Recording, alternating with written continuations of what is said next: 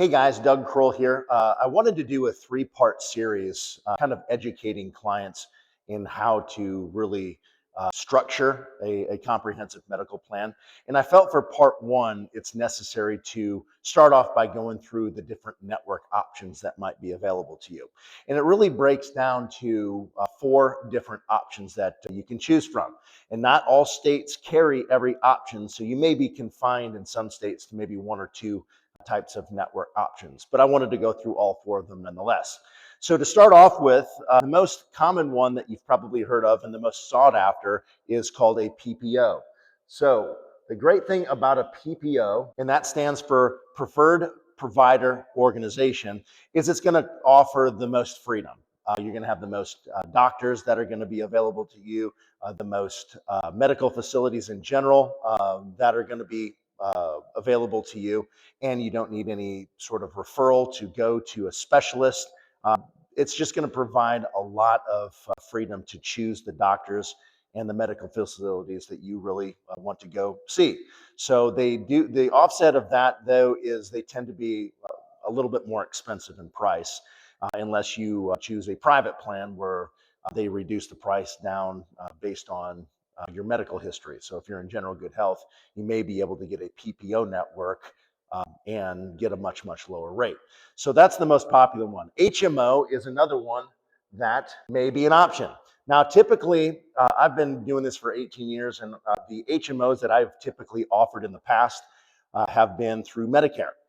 And the reason why I don't mind an HMO for Medicare is because it's very, very structured. A lot of us, as we get a little bit older, we start to take medications, and the last thing you want to do is to be taking medications that could contradict each other or even cause harm to your body.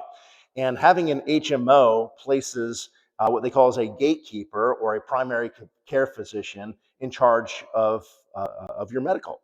So you're not able to go to a specialist without a referral from your PCP.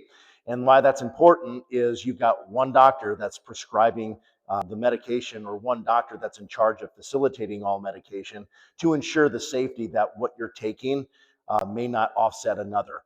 So I do like them for a specific reason, but it does offer some feeling of being confined. And so if you want flexibility, that's probably not the best choice for you.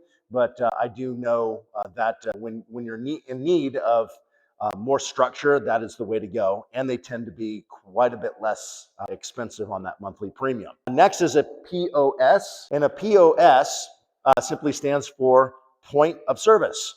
And this is kind of the best way to describe it. It's kind of a hybrid of a PPO and an HMO. So you do have a primary care physician with a POS. However, you don't need a referral in order to go see a specialist for something. They tend to be a little bit less expensive, or quite a bit less expensive than a PPO, but a little bit more expensive than what you're going to find in an HMO. And I tend to see these a lot in some of the states offering marketplace plans.